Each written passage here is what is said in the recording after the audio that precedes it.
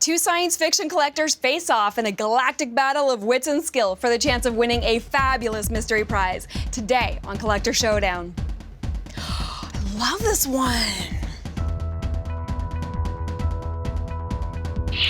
Live long and prosper. David read my mind. He read your mind? Oh, sorry. Hopefully the force is with me. Boba Fett Senior's the name, bounty hunting's the game. So I secretly called up my posse of secret rabbits. Be afraid. Be very afraid. We'll see about that.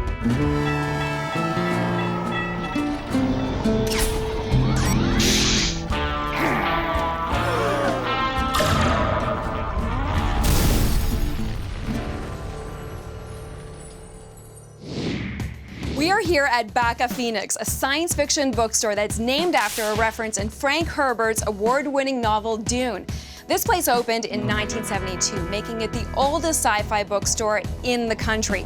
Tons of important sci-fi novels were launched right here in this very store, making it the perfect place to stage a cosmic showdown. On Collector Showdown, there are two challenges. First, a test of knowledge. Second, a test of skill. If our contestants are tied after the first two rounds, we go to a sudden death showdown. The stakes are high and the winner takes all. The prize will be a dream come true for only one of these two collectors.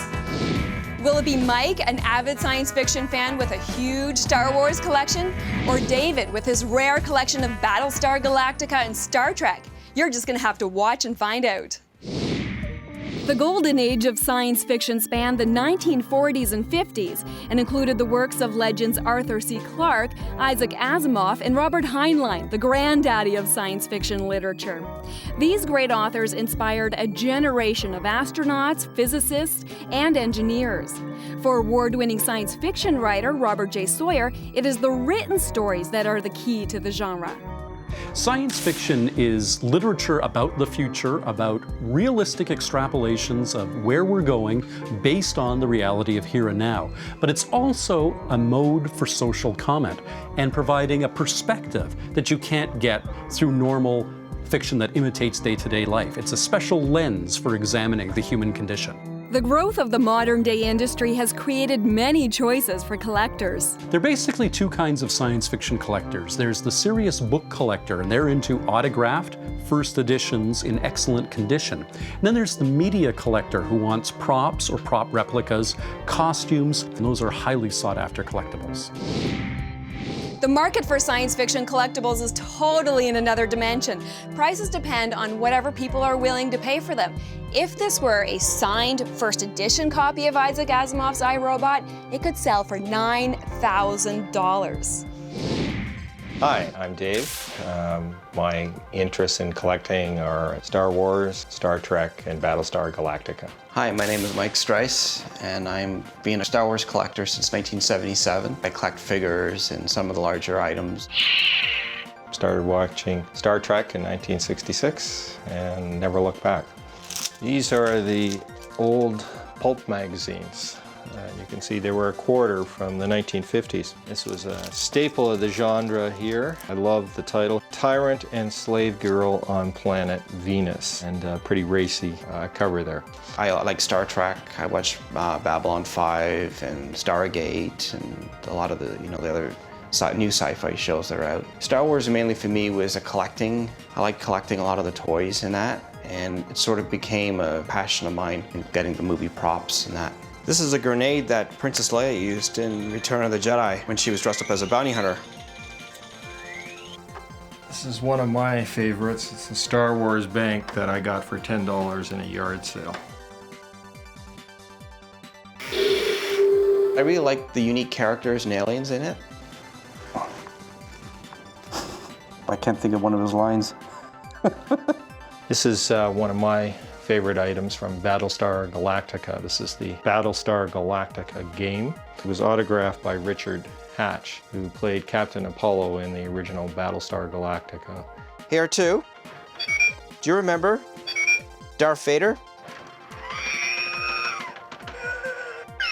Darth Vader from Star Wars. Everyone loves a baddie. From the pulps, I always liked The Shadow. And of course, I think Spock from Star Trek. Live long and prosper. I think the big thing with Star Wars was when it came out back then, it was so unique, and that's what hooked me. And then I started collecting all the new stuff that was coming out. Lord knows there's lots of new stuff. It's fantasy, but it's not really fantasy. It's really realizing or different visions of what the future could be. I'm trying to concentrate on some of the bigger items. I find there's so many figures out there and I just don't have the room to keep them. I'm trying to concentrate more on that sort of thing now for the future. And whatever my fiance lets me buy. Hi Dave, I'm looking forward to this competition and may the best man win. Be afraid, be very afraid. This is the first time our contestants are getting to meet each other. Mike, David, Mike. Hi, David. Mike, nice to meet you. May the best collector win, and hopefully the force is with me. We'll see about that.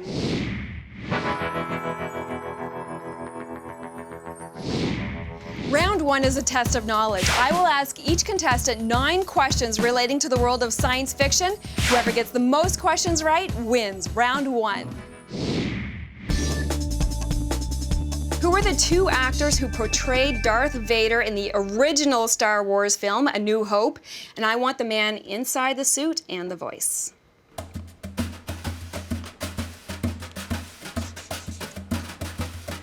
David, what's your answer? James Earl Jones was the voice, and David Prowse. Mike, what is your answer?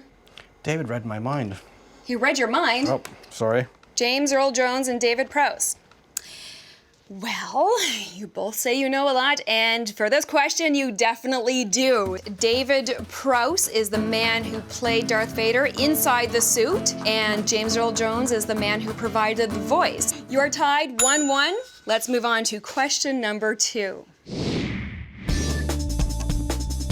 This #1 best-selling 20th century science fiction novel has been filmed twice now. Once for the big screen and once for television. What's its title?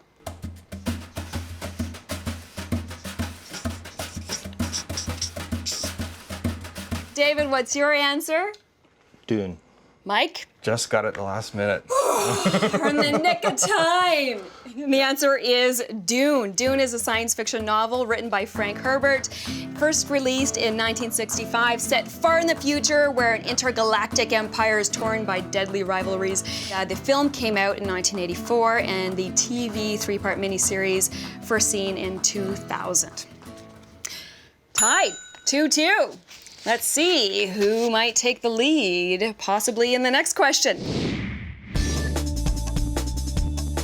In Star Trek Enterprise, the Enterprise was the first ever human-built Warp 5 capable starship. What was the second such ship called?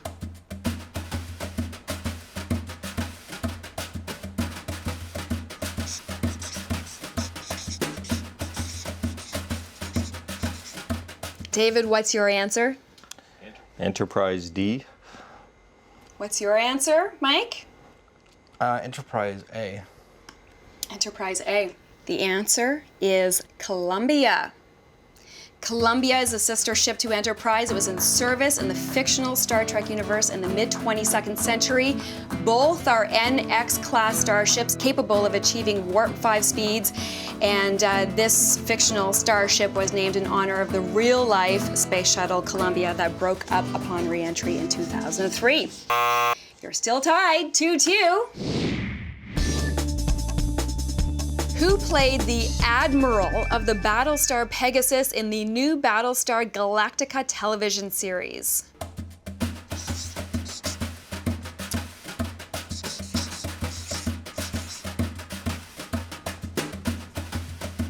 David, who do you think it is? Well, I was going to say Lloyd Bridges, but that's the old, so I went with Edward Olmos. Mike? Yeah, I started with the same thing, Edward Olmos, but then I changed my mind to Richard Hatch. Well, in this question, neither of you got this answer right. The answer is Michelle Forbes. Battlestar Galactica is the name of a TV series that first came out in 1978, but then it was reimagined and reintroduced to TV audiences in 2003. And in the most recent television series, the commanding officer of Battlestar Pegasus was Commander Helena Kane. played by Michelle Forbes. She also had a recurring role on Star Trek The Next Generation as Ensign Ro Laren. We're still tied, 2-2. This is a really fun one. Who are Cy Snoodles, Max Rebo, and Droopy McCool?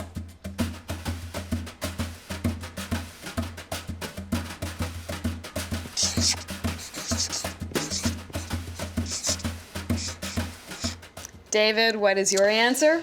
I'm drawing a blank on this, but I was going to say droids or Ewoks. Droids or Ewoks? I only want one answer in the future, but Mike, what is your answer? They're actually in Jabba's palace posse, and they're the musicians. You got the answer right. They were a posse, a band, the Max Rebo Band, and they were 3 talented alien musicians who were in Star Wars Episode 6, Return of the Jedi. On the keyboards, Max Rebo, woodwind player, Droopy McCool, and lead singer, Cy Snoodles. Mike, you are ahead. 3, David, you have 2. Lots of chances for you to catch up here, David. On Star Trek, Spock was half human and half Vulcan. What are his mother and father's names?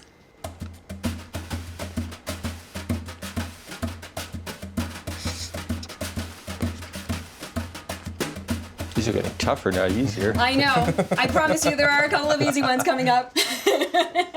David, what's your answer? Well, I'm guessing here with a question mark, but Sarek and Marion? Mike, what's your answer? Mine is Sarek and I don't know. Well, you both got this answer half right. You're right on the money with Sarek being the Vulcan father of Spock, but his mother's name was Amanda. She is human, and of course, Spock always had that eternal personal struggle going on between his logical Vulcan self and his more emotional human self. Neither of you got this answer right. Mike, you are still ahead, 3. David, you have 2. Who provided the voice of Yoda?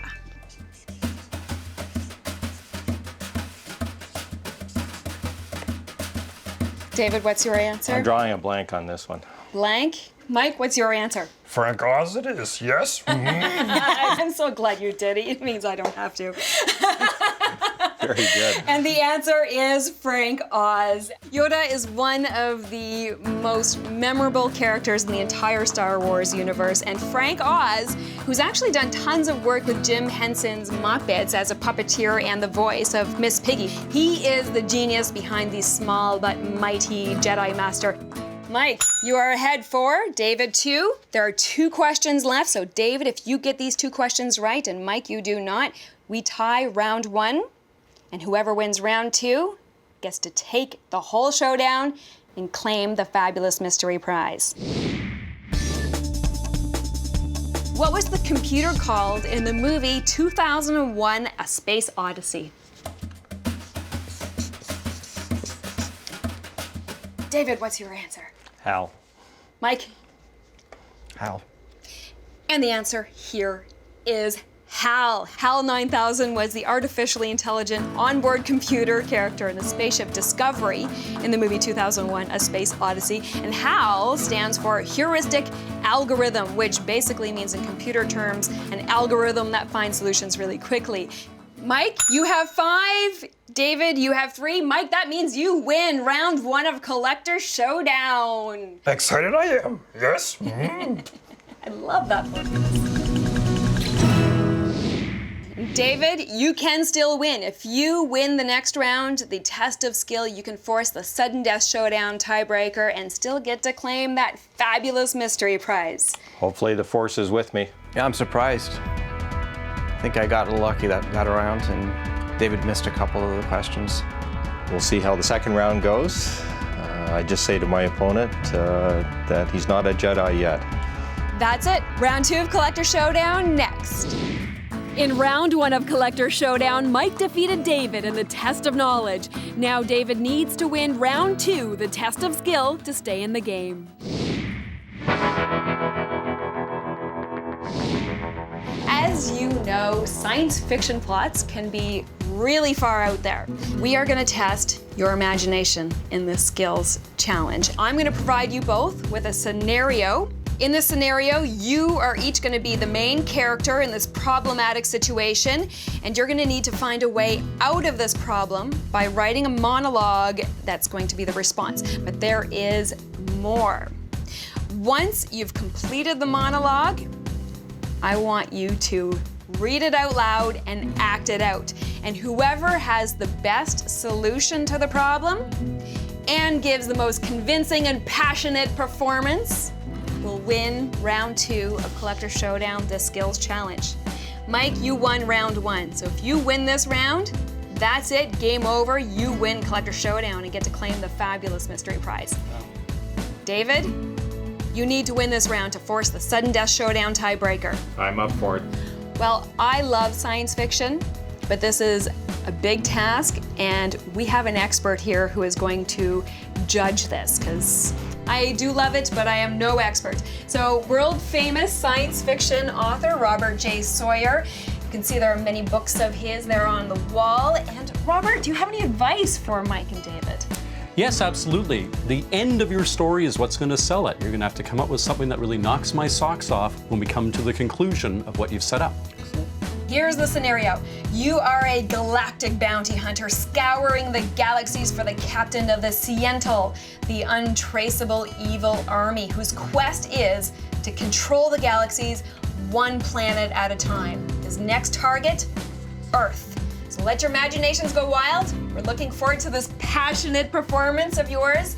Gentlemen, take your seats. We do want to put a little pressure on you, and we don't want this to take all day long. You have 5 minutes to come up with a story, and then you're going to deliver your performance. Starting now.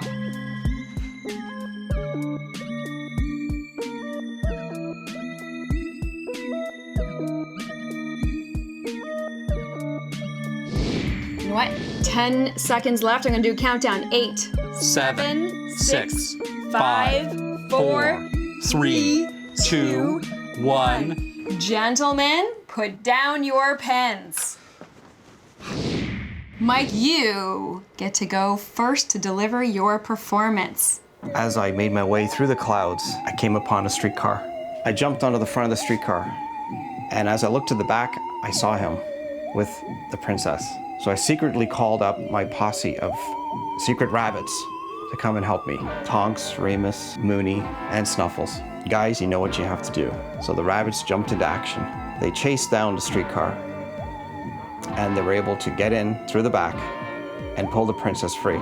Sientar came up to me, and in an evil voice he said to me, "Now, we will meet, and you will face your destiny, young one." So we began to fight. I looked around to see what I can find, and there I saw one of Robert's novels. I grabbed it and whacked him over the head with the book, and we all lived happily ever after.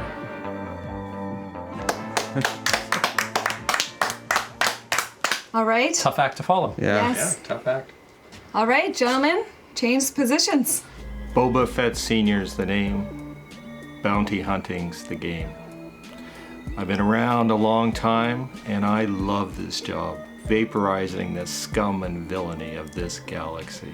And now the evil Siental Empire and their Sky Marshal. I've heard of these people, and I'm gonna have to call on Myra Jade. Another bounty hunter, young, beautiful, easy on the eyes, and willing to do anything if there's enough credits involved. What's the plan? What's the plan? As Sun Tzu said in The Art of War, we need deception.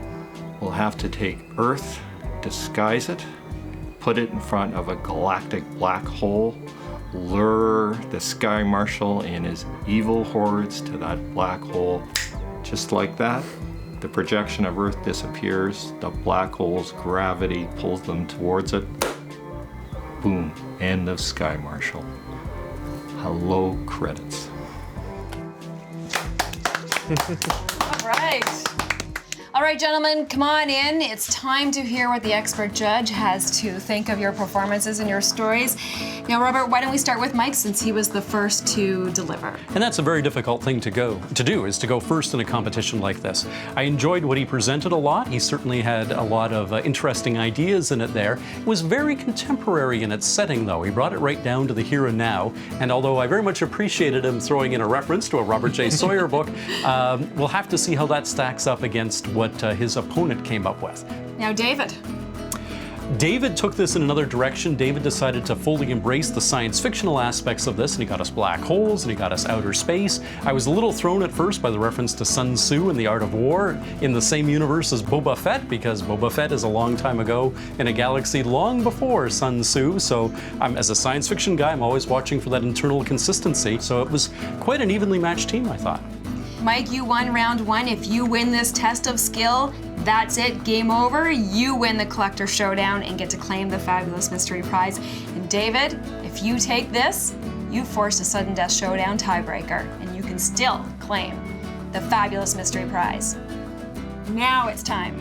Well, not only because it's more dramatic this way, but also I gotta say because the presentation was a little more sprightly and the science fiction elements were a little better integrated. And you know, I don't write those big horking fantasy novels that you can kill a man with. I write nimble, thin science fiction books. So I've gotta go over here with Dave as the guy who, for me, convinced me the most in his little presentation there, which I guess does mean we go to sudden death.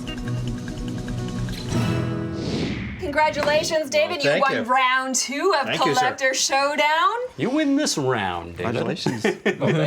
Well, let's see who the force is with in the sudden death showdown tiebreaker. That's the best I could come up with in 5 minutes. It's not my bag, baby. I just completely messed up. I had a sort of an idea and a conclusion, but the middle I had no idea what I was doing and what I was going to say. In the sudden death showdown, our contestants have to correctly identify characters in a series of pictures. If they both get it right, we continue. If they both get it wrong, we continue. The first to give a correct answer when the other one does not wins the showdown and gets to claim the Fabulous Mystery Prize. This is the sudden death showdown tiebreaker. This is what it all comes down to, gentlemen. Mike, you won round one, the test of knowledge. David, you won round two, the test of skill. That's why we're here, to see who is going to be the winner of Collector Showdown and get to claim the Fabulous Mystery Prize. Gentlemen, may the best man win. All right, here we go.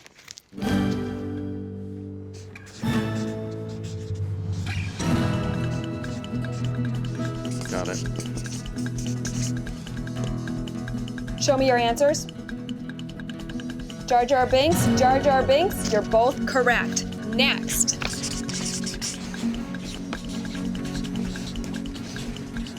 Show me your answers, gentlemen. Wesley Crusher from the Next Generation, you're both correct. Next. The stakes are high. Show me your answers, gentlemen. Well, I couldn't remember his name, but Yeah, Mike? I'm upside down and blank too. Well, you both got it wrong. We move on. By the way, Walter Skinner, X-Files.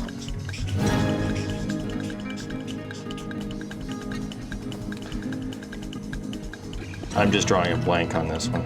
All right, let's see if Mike is also drawing a Me blank. too. Let's see. I know the series, but I don't know the character. Sokor. Here's a good-looking fella.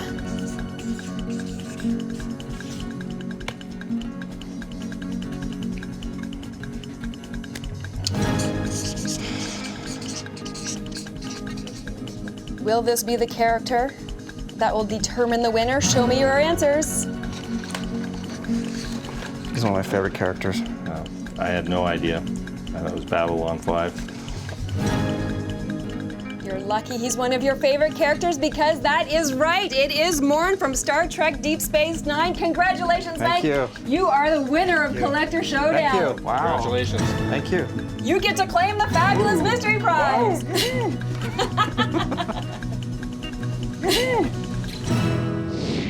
David, valiant effort. Well, thank you. Valiant effort. What are your thoughts on your performance today in the showdown? Well, I should watch more Deep Space Nine.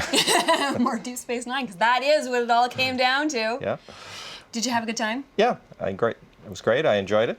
And you got to meet Robert J. Sawyer? Absolutely. You did wonderfully. Thank you very much. Thank you. It's time to find out about this fabulous mystery prize. First of all, 3 pieces of original Ewok fur from Star Wars Return of the Jedi Wow. to add to your collection. Jeez, that's incredible. Thank you That very is much. awesome. Very Secondly, Robert J. Sawyer is here because he is going to use your name to name a character in his next novel. Wow. In his Thank you next very science much. fiction That's novel. incredible. Thank you. And you may die horribly, but you'll be immortalized in the book. Now, there is actually a literary tradition There for doing is. that. We call this Tuckerization after a science fiction writer named Wilson Bob Tucker, who was famous for putting people he knew, friends and colleagues, into his book. And you're going to be a character in my next novel, Thank the first you. volume of my upcoming WWW trilogy. Wow, thank you very much. I'm You're honored. very welcome. Thank It's you. my Thank pleasure. you very much. Now, for the last part of the prize, underneath this mysterious blanket here is an original reference used for the CGI in Star Wars Attack of the Clones Yoda head. Wow. Holy smokes. The resemblance is uncanny. I know. Very uncanny. Congratulations. Wow, thank you so much. Jeez. I don't know what to say. I'm speechless. Speechless I am. Well, thank you very much, and thank you for having me on the show. Congratulations. You're It welcome. was very great good show. meeting you, Robert. Congratulations. Thank you. My pleasure. Well, thank you for playing Collector Showdown. It's been a pleasure. You did a great job. We'll see you next time when 2 more Collector Showdown for an experience of a lifetime.